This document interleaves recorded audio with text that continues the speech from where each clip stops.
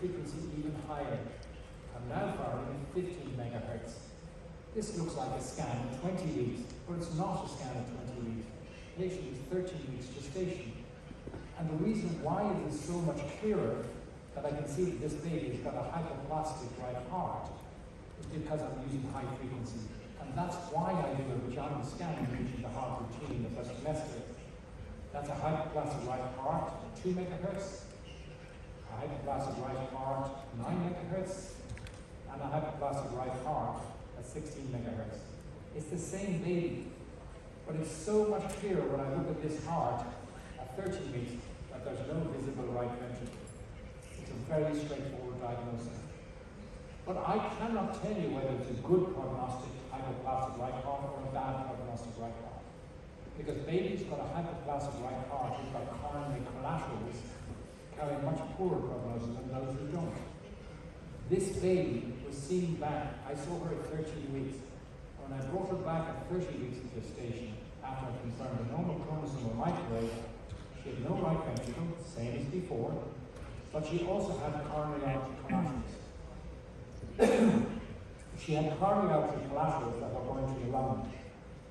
A very sad case because we counselled her that she had a hypoplastic right heart, she wanted to continue the pregnancy, she wanted to look at the surgical options, but I was not able to tell her at 13 weeks that she was going to develop coronary artery collaterals, and now she's in a poor prognostic view. Sadly, this baby did very poorly after birth. But there are limitations of what you can see in the first trimester of pregnancy.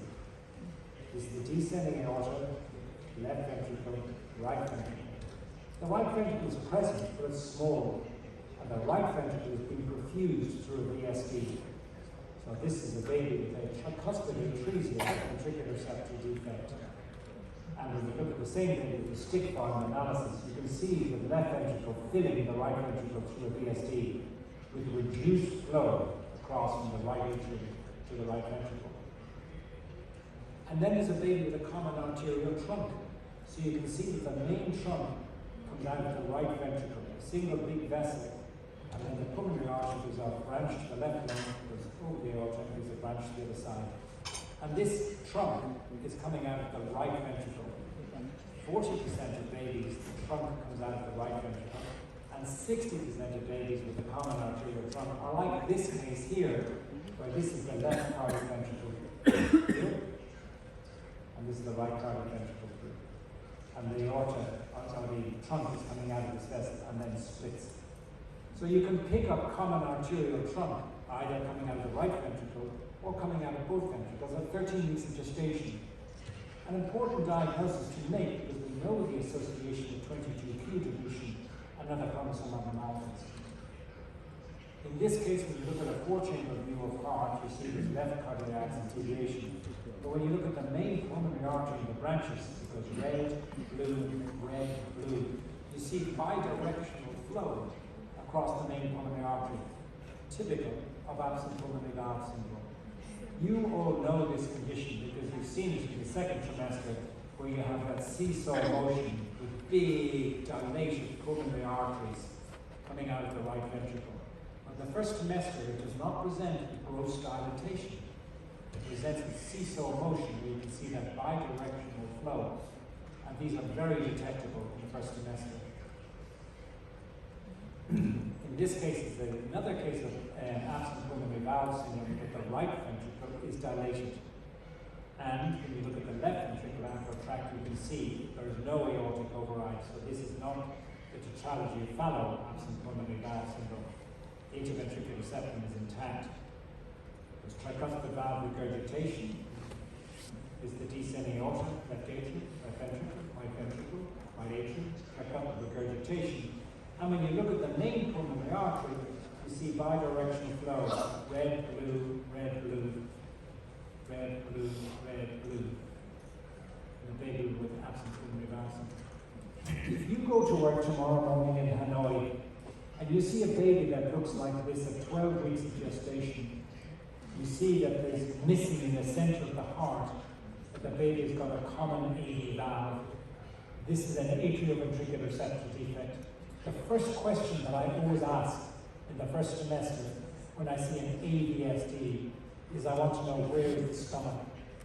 So this is the heart, which is positioned on the left-hand side. And when I do a split image, I demonstrate the stomach is on the right-hand side. It tells me straight away that this is an AVSD, which is part of atrial isomerism. And that's why for every examination that you do, you should start off with size, axis, rate, rhythm, and situs, and demonstrate a split image. And if you do that for every scan, you will not miss these heterotaxies. This is a baby with an AV canal defect. And when you look with colour Doppler, you can see central regurgitation in the heart. When you look at the 3-vessel tracheal view, it is normal. When you look at the 4-chamber, it is abnormal. A very detectable abnormality in the first trimester of pregnancy. The stomach is on the left-hand side. 4-chamber view of heart looks normal. The 80 valves look normal. You put the 4-chamber on the left, and then you update and you look at your 3VST on the right. And as you do, you see both arteries coming out in parallel. This is a baby transposition of the great arteries, a very detectable abnormality. You see a 4-chamber view of heart here, but if you look at this here, you see the left ventricle is filling, but there's no fill at the right ventricle, or there's no flow from the right atrium into the right ventricle. When you go to a vaginal scan, you now see there's a VSD. So the right ventricle is being perfused through the VSD, and there's no flow from the right atrium. This is tricuspid atresia with VSD. A very complicated case, because when you look at the left ventricular outflow tract, you see both arteries coming out of the right ventricle in parallel. So a complex cardiac abnormality, and most of these we pick up in the first semester of pregnancy. In this case here, you can see the right ventricle, left ventricle, and both arteries coming out. So next we move to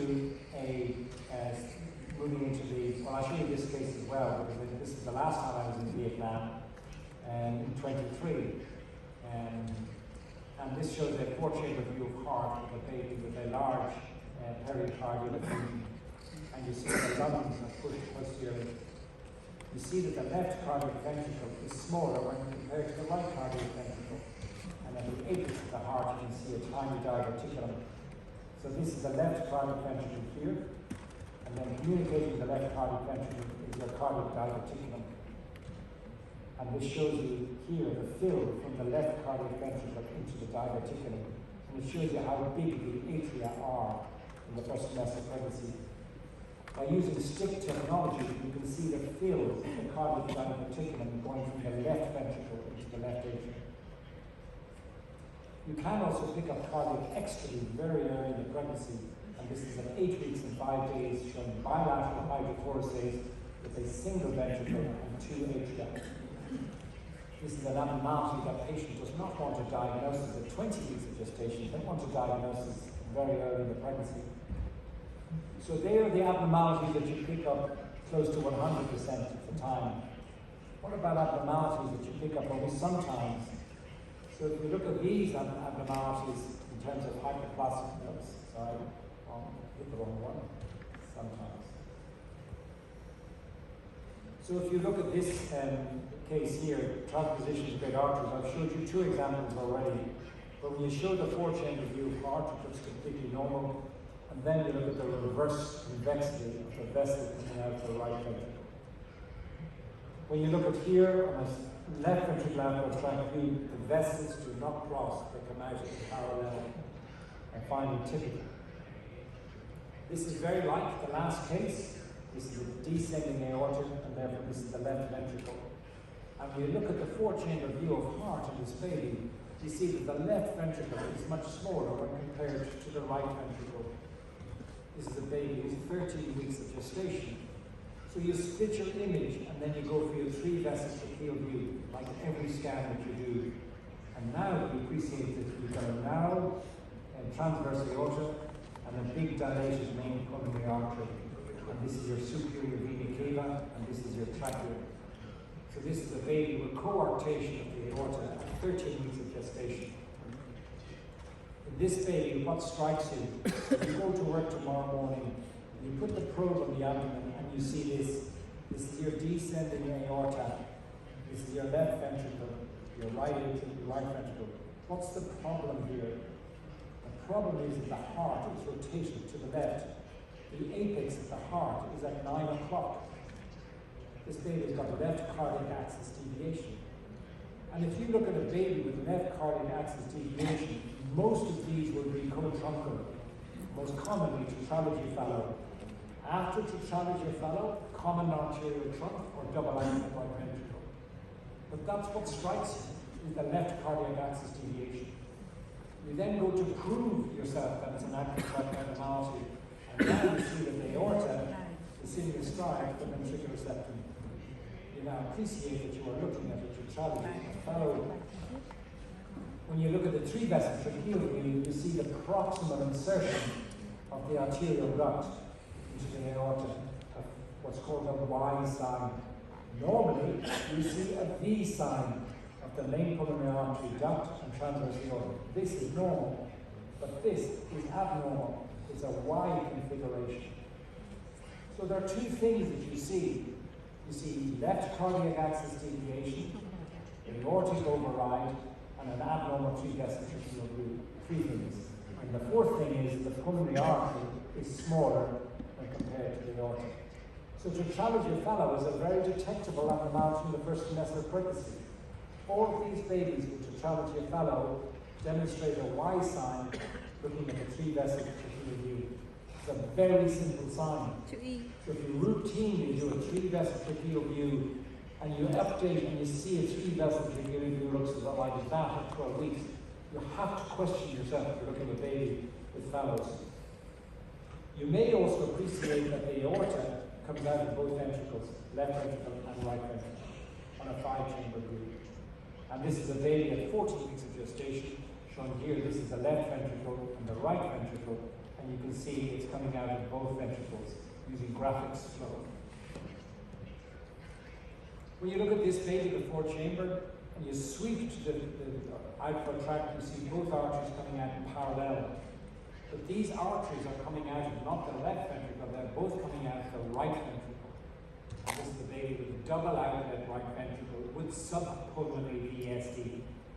This is much less frequently seen than tetralogy fallow, where it's a subaortic VSD. This is a subpulmonary VSD. Okay, I'm going to ask you a question, and I want you to give me the answer. You go to work tomorrow morning and you scan this baby. What strikes you? Can anybody tell me? This is the left atrium, left ventricle, right ventricle. Look at the size of the right atrium compared to the size of the left atrium. So straight away, when you look at 2D of the heart, you see that the right atrium is big. And then when you put on colour Doppler, you see there's a regurgitant jet. And then you ask the question, where is the jet coming from?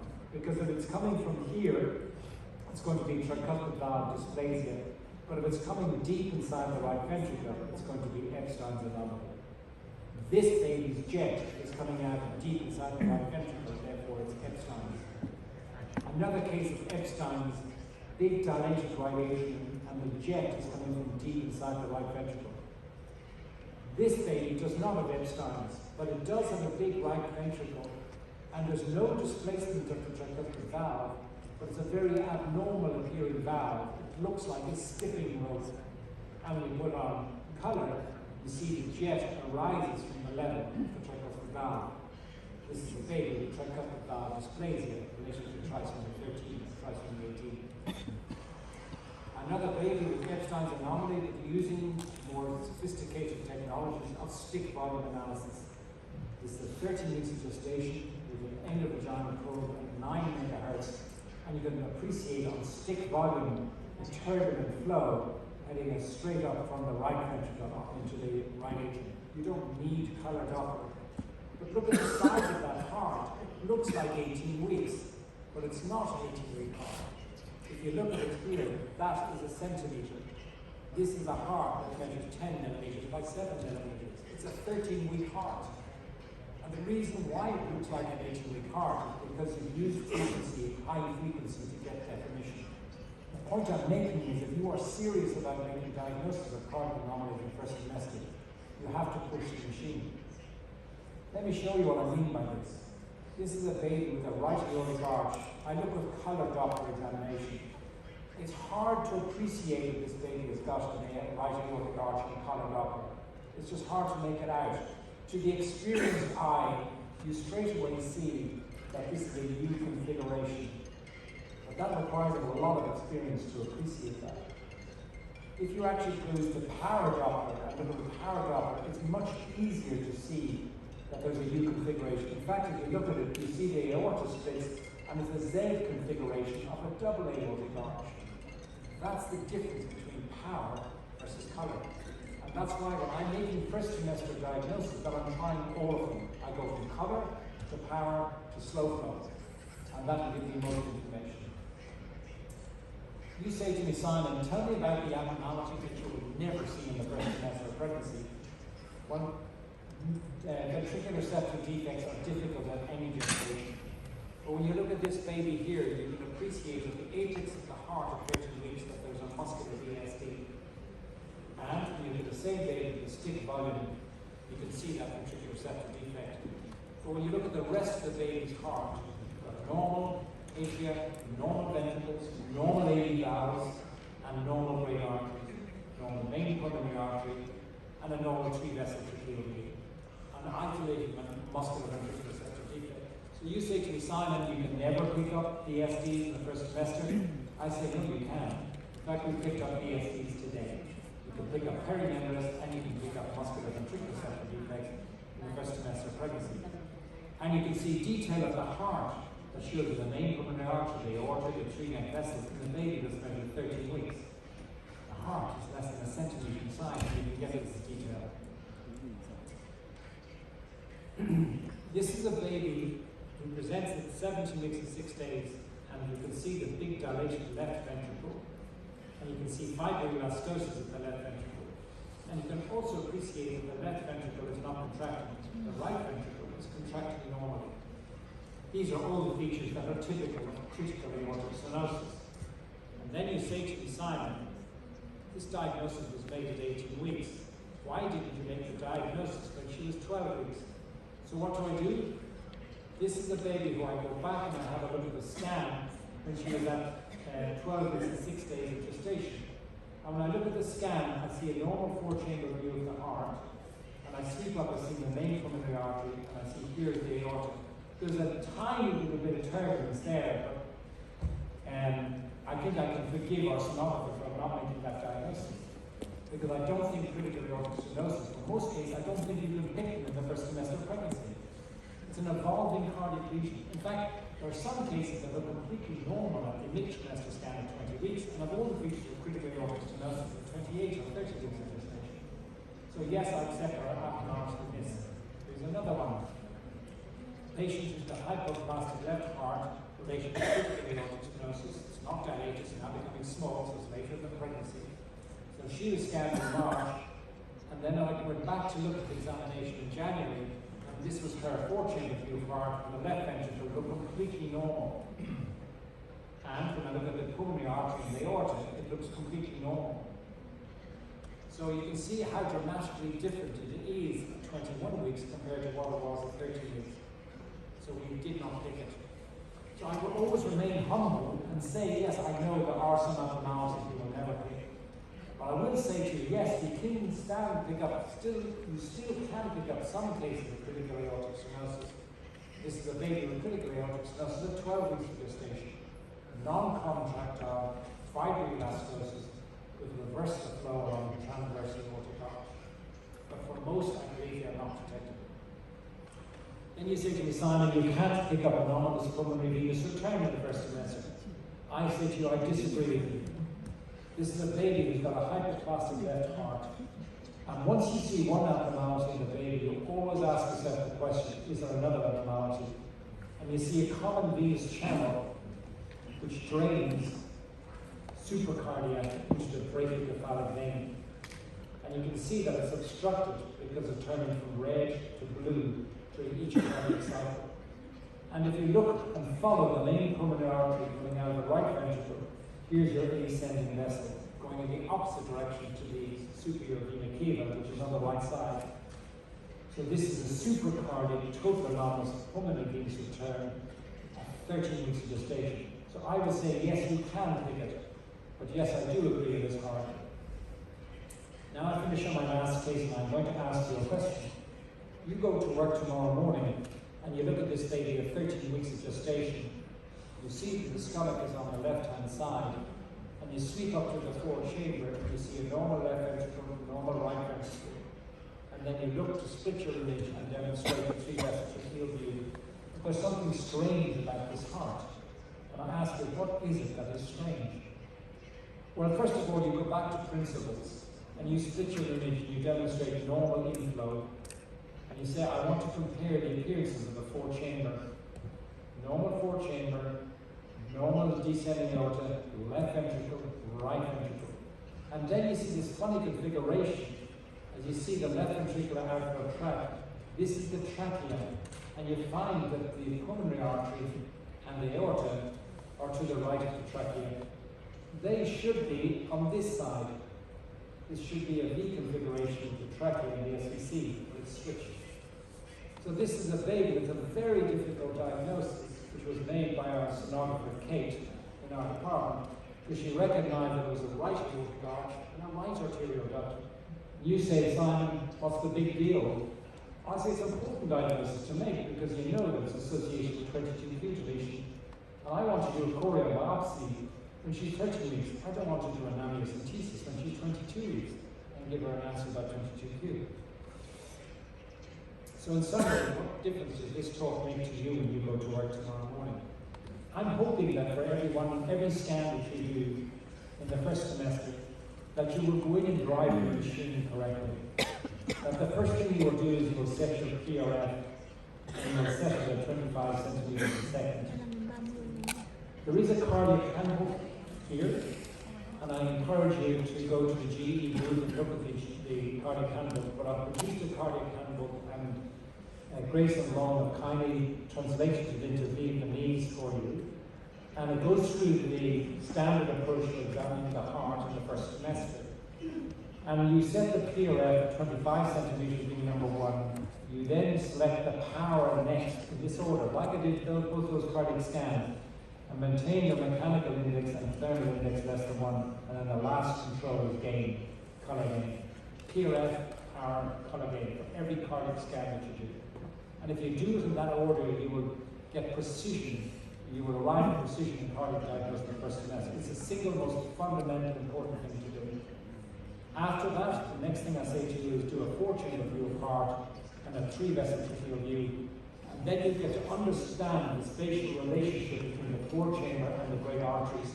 You do 100 scans of using that simple tool, splitting the image, and confirming the stomach's on the left-hand side, confirming there's no axis deviation, doing sinus axis radiositis, and then doing a 4-chamber with color with the correct settings and 3-vessel view.